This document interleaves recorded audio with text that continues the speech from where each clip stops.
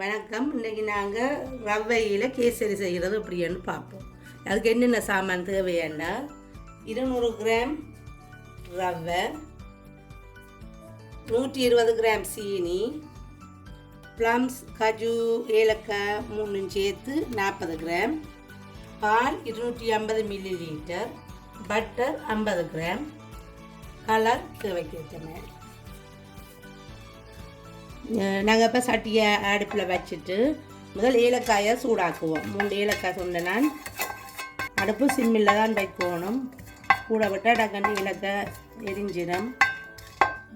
அதை சூடாக்கி அதை எடுத்துட்டு இனி நாங்கள் அதே சட்டிக்குள்ள ரவையை போட்டு சூடாக்கணும். சூடாக்காமல் செய்தால் கொஞ்சம் முட்டுற மாதிரி இருக்கும். இப்படி வறுத்துட்டு செய்தால் கொஞ்சம் சாப்பிட்ற இதாக இருக்கும். வெள்ளது ஒட்டும் நாக்கில். ரவை போட்டு நாங்கள் 2 நிமிஷம் ஆகிட்டது, சூடாகிட்டது. இதை இப்படியே சட்டியில் மாற்றுவோம்.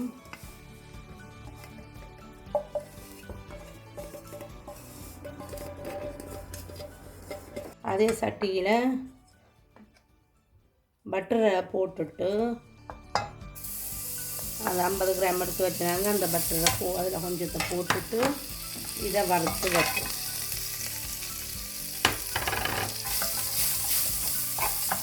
இதுக்கு நெய்யும் பாவிக்கலாம். பட்டர் இப்போ அதில் எங்களுக்கு நெய் விருப்பம் இல்லைன்ற வழியை நாங்கள் பட்டர் பாவிக்கிறோம்.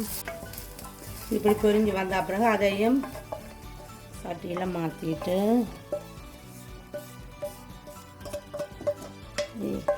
பிறகு பாலை அதே இதுக்குள்ள விடுறாங்க. விட்டு சூடாக்கிட்டு பால் இப்படி கொதிச்சு வர சீனியை போட்டுருவோம்.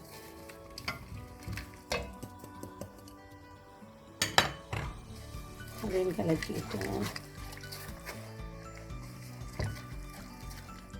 கலர் போடணும். உங்களுக்கு எந்த கலர் விருப்பமோ அதை போடலாம். நார்மலாக மஞ்சள் கலர் தான் போடணும். எனக்கு இந்த கலர் பிடிச்சிட்டு உங்களுக்கு என்னென்ன கலர் வேணுமோ அதை போடலாம்.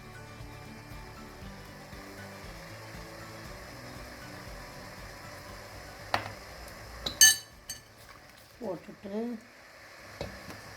சீனியெல்லாம் போட்டு சீனி கரைஞ்சிட்டது, கலரும் போட்டாச்சுது. அதோட ரவையை சேர்த்துக்கலாம். ரவையை சேர்த்துட்டு இப்படி கிண்டிட்டு மிச்சமாக இருக்கிற பட்டரையும் போடணும். ஏன்னா இனி பட்டர் மிச்சம் தேவையில்லை தானே. இப்போ இதுக்குள்ளே போட்டு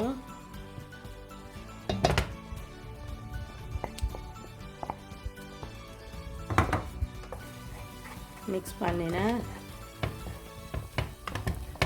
சரி, கஜுவையும் போட்டு ஏலக்காய் எல்லாம் போட்டுதாண்டா ரெடி ஆகிட்டது கேசரி. இப்படி செய்த அப்புறம் இனி பிளேட்டில் மாற்றுறது.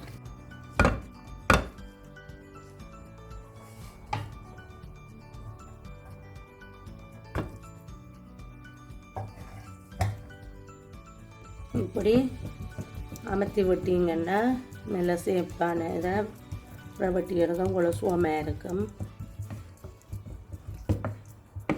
இப்படி செய்ய விட்ட நெய் இது விறகு பட்டரும் இப்படி ஒரு 10 நிமிஷம் ஆற விட்டு பிரவட்டி எடுத்து சாப்பிடலாம். நல்ல டேஸ்ட்டாக இருக்கும்.